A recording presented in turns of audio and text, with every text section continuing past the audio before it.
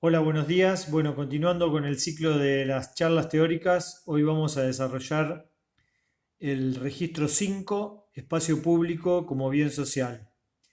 Como manifestamos en otras oportunidades, nos parece uno de los registros más importantes, más significativos, un poco porque está presente en todos los registros y, y nos hace repensar muy bien el espacio público en su dimensión política y social y, y nos refleja y nos representa como seres sociales y como parte de esta sociedad. Máxime en los momentos que estamos pasando, cobra aún más valor. Lo vamos a dividir en dos partes. Yo voy a dar una primer charla un poquito más introductoria y luego María Laura hará una charla en otro video con una segunda parte.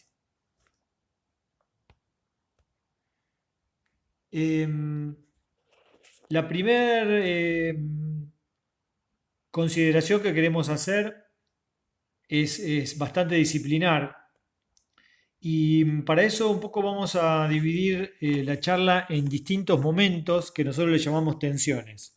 Tensiones porque eh, son manifestaciones de distintas posiciones ideológicas o simplemente de apreciaciones eh, que, aunque a veces parecen antagónicas, en realidad sirven siempre como complemento. Tener una mirada integral y complementaria, a pesar de que podemos estar de acuerdo con una o con otra visión. Pero interesa para que esto produzca un ensanche conceptual y nos permita pensar a nosotros y generar nuestra propia opinión sobre el tema abordado. En este caso, el espacio público como bien social.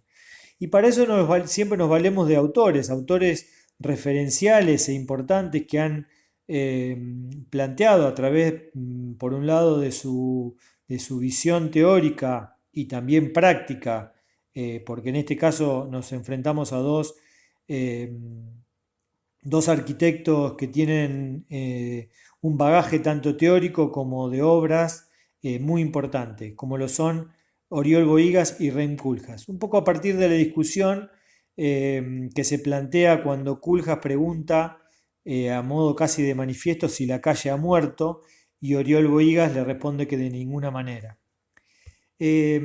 Para eso es importante siempre contextualizar a estos autores. Oriol Bohigas, por supuesto, un poco ideólogo de Barcelona, de la Barcelona este, de los Juegos Olímpicos y de alguna manera contemporáneo. En el 2004 escribió un muy lindo libro que se llama Contra la incontinencia urbana, reconsideración moral de la arquitectura y la ciudad, donde plantea cómo la ciudad es el lugar físico y social en el que se producen las máximas posibilidades de información y de comunicación. Y cómo es posible poder alcanzar los resultados inmediatos de esa información y de ese intercambio en un escenario, como es la ciudad. Además, es donde se desarrollan otras condiciones esenciales para la vida colectiva, donde coinciden físicamente más cosas, o sea, donde las cosas se encuentran más a mano y donde esa proximidad organizada estructura un programa de una vida política y social. Eh, Él plantea que la ciudad, de alguna manera, incluso más que las naciones, más que los países, son las culminaciones de nuevas identidades de grupos que son indispensables para pasar y haber pasado de la vida bárbara a la vida civilizada. Es de alguna manera una manifestación de nuestra consideración, de nuestra propia esencia como ciudadanos. Y en ese sentido hay un muy lindo artículo de Ricardo Aroca que dice, no es necesario que nos preocupemos de la ciudad del futuro, sino del futuro de nuestras ciudades, poniendo foco de alguna manera en que nos vamos a salvar como sociedad en la medida que se salven nuestras ciudades. En el otro punto antagónico, Rem Koolhaas, ya en 1994, con la ciudad genérica, plantea que la calle ha muerto, ¿no? Y plantea que el descubrimiento que él hace, casi como un manifiesto, coincide con un frenético intento por resucitarla, como plantea de alguna manera que un montón de arquitectos que no piensan así intentan resucitarla. Y cómo, digamos, uno de los temas es a partir del arte público, que él dice que está en todas partes, eh, pero que intentan inyectarle una vida que no tiene. Lo mismo que la peatonalización, ¿no? Que él considera que intenta como proteger esa desvinculación del uso cotidiano. Porque él plantea que la peatonalización canaliza simplemente los flujos que, dice que están condensados para destruir al objeto de su intencionada veneración. Él, digamos, casi como en forma beligerante lo plantea, ¿no? Dice, las calles son solos para los autos. La gente, los peatones, son llevados en recorridos, como en un parque de atracciones, en paseos, como promenades, que los elevan del suelo, sometiéndoles después a un catálogo en condiciones exageradas, de viento, calor, inclinación, frío, interior, exterior, olores, gases, en una secuencia que es una caricatura grotesca de la vida en la ciudad histórica. O sea, plantea esta idea de que la ciudad no se manifiesta tanto en las calles, sino que las relaciones se empiezan a establecer más a partir de las redes, ¿no? De las redes, tanto de las redes solo circulatorias, ¿no? Las autopistas, etcétera, etcétera, o las redes virtuales. Bajo esta mirada es interesante la reflexión también que nosotros hacemos desde nuestra condición latinoamericana, ¿no? Y en ese sentido todos creemos, o por lo menos es nuestra postura más ideológica, que ha sido base de esta propuesta pedagógica, creemos que el espacio público expresa la democracia en su dimensión territorial. El espacio público y el derecho a la ciudad, esta cuestión más teórica que planteó Henri Lefebvre con su libro de 1969, que ya hablamos, ¿no? del derecho a la ciudad, la ciudad como ámbito de ciudadanía, donde de alguna manera se plantea esa dicotomía entre pensar al espacio público o a la ciudad solo como valor de cambio, como si fuese una mercancía, cuando en verdad es un valor de uso, ¿no? Donde de alguna manera el usuario resignifica a la ciudad y la ciudad hace que el ciudadano se encuentre como parte de la sociedad. Una ciudad para todos, un fundamento de alguna manera antropológico, ¿no? Que gira alrededor del espacio público como condición esencial de la ciudad. Y lo mismo también que vimos otros de los autores fundamentales, como Manuel Castells, que en La cuestión urbana, ya por 1976, plantea a lo urbano como objeto ideológico, ¿no? Donde tiene esa visión de la ciudad como un elemento conflictual, ¿no? Donde es un reducto social que es resultante de una lucha de intereses y donde los valores sociales están continuamente en pugna. Pero de alguna manera ahí es donde se manifiesta esa vida democrática, esa vida social, esa vida ciudadana. De manera que en esta idea de que el espacio público expresa la democracia en su dimensión territorial, decimos que la sociedad se escenifica, ¿no? Se representa a sí mismo. ¿Por qué? Porque el espacio es expresivo, es significante y resignificante, es polivalente, es un espacio de intercambio, es accesible y además es evolutivo, porque de alguna manera va cambiando continuamente con el tiempo y bueno, sin duda lo que estamos viviendo hoy es un fiel reflejo de eso, cómo va cambiando en función de los cambios de la sociedad. Eh, a lo largo del tiempo, en los ámbitos académicos, siempre se planteó esta dicotomía si la ciudad se terminaba de disolver o la ciudad de alguna manera cobraba mayor valor como escenario de resignificación ciudadana.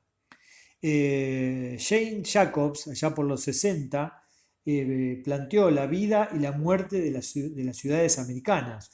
Un poco de lo que hemos hablado ya también en el registro 1, de cómo ese proceso evolutivo hizo en muchos casos eh, con la aparición de las ciudades americanas suburbanas, eh, generar un cierto abandono de la ciudad clásica y tradicional del encuentro para transformarse en una cuestión escenográfica.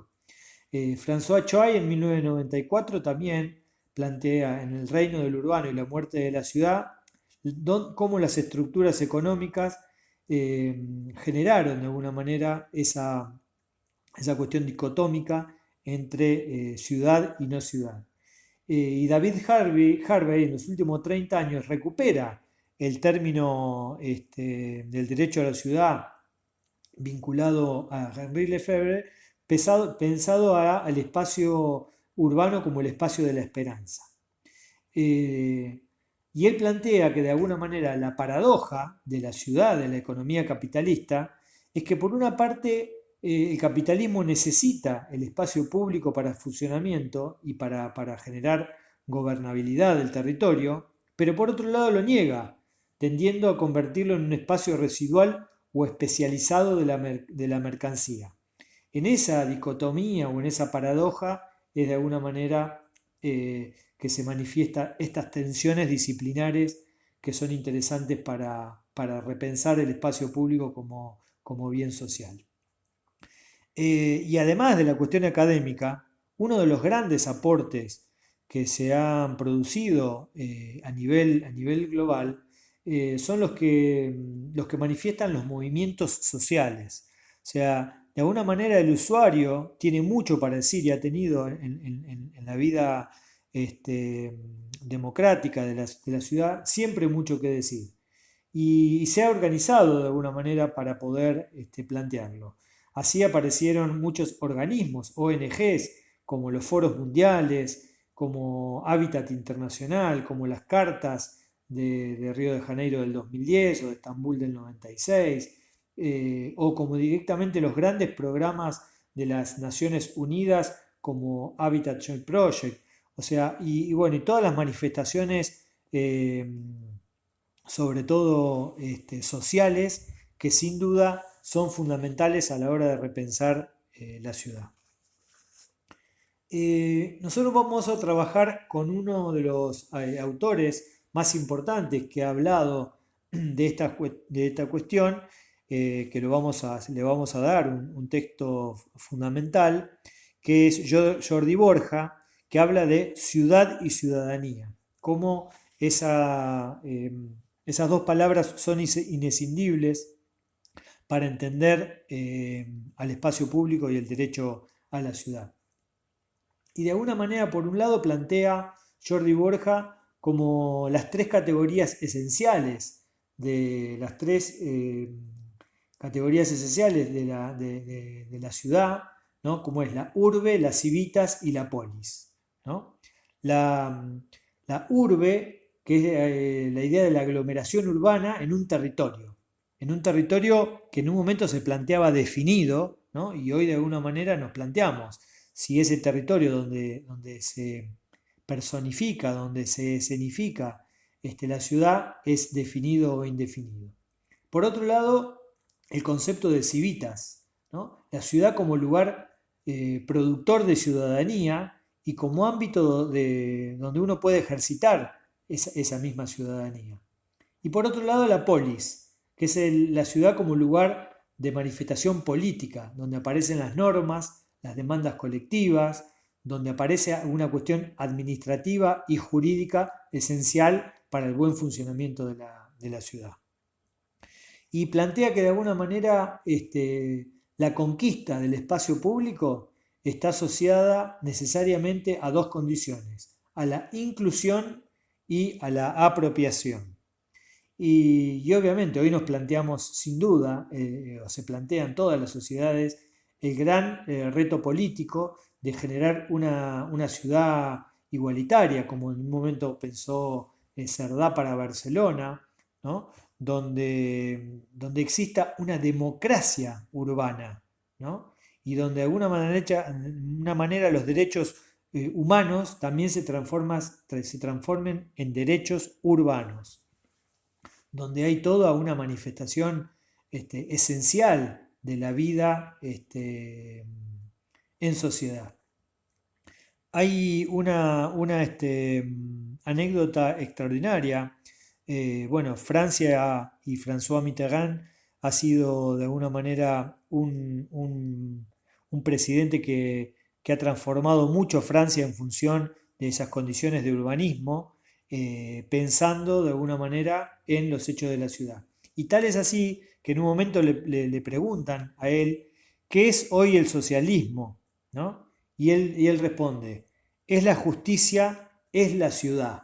De alguna manera como el elemento que sintetiza absolutamente esa justicia social, esa vida en democracia que tanto persigue el socialismo. Y en ese sentido, la segunda tensión que queremos plantear es la importancia del rol del Estado, ¿no? El rol del Estado tanto como promotor o como regulador de ese espacio. ¿Por qué? Porque de alguna manera una de las condiciones fundamentales del espacio público es que por un lado es un hecho tangible, ¿no? Es un hecho de escenario, pero también es un concepto jurídico, ¿no? El hecho, esta idea de público. Es un espacio que está sometido a una regulación específica por parte de una administración pública que ejerce el derecho por sobre ese espacio. Es propietaria, que posee de alguna manera la facultad de dominio del suelo que garantiza su accesibilidad a todos y por lo tanto fija las condiciones de utilización y de instalación de las distintas actividades. Porque hay que tener en cuenta, casi como una condición primaria del espacio público, es que el espacio urbano es un bien supremo, ¿no? Si bien cada uno de nosotros, sobre todo en el mundo capitalista, tenemos nuestro dominio por nuestra porción de espacio que nos creemos dueños o somos dueños, en realidad el Estado mantiene siempre primacía como bien público y como bien de toda la sociedad. El espacio público de alguna manera plantea una separación formal entre lo legal, o sea, entre la propiedad privada, que está generalmente expresada en el catastro, en el derecho a edificar, etcétera, etcétera, y la propiedad pública, que es el dominio público. Y el Estado es el único que tiene el derecho a conceder un uso privativo o un permiso respecto de ese espacio público mediante una concesión administrativa, o sea, de alguna manera concede el derecho a los demás a que podamos usufructuar una parte de ese espacio, pero siempre el dominio termina siendo del espacio, del Estado. Y en ese sentido el rol entonces es clave en articular esa relación entre público y privado. ¿Cómo? Planificando, proyectando el modelo de ciudad, generando de alguna manera no solo la regulación, ¿no? Que es de alguna manera ser casi como reactivo, restrictivo de qué se puede y qué no se puede hacer, sino promoviendo, o sea, intensificando que las cosas se hagan de determinada manera para promover mejor el bien público, mejor la ciudad para todos, la urbanidad para todas las edades, para todas las clases sociales y por supuesto también para el mercado.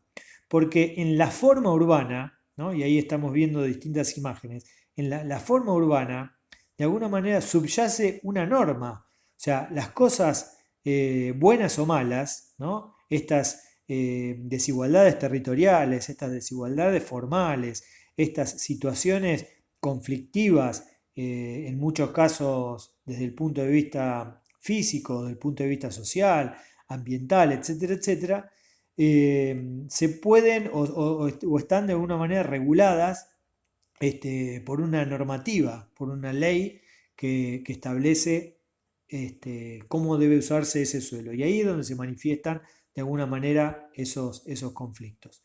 ¿Y cuáles son los instrumentos que tiene el Estado? Básicamente son los instrumentos de planificación y de gestión del hábitat en forma integral.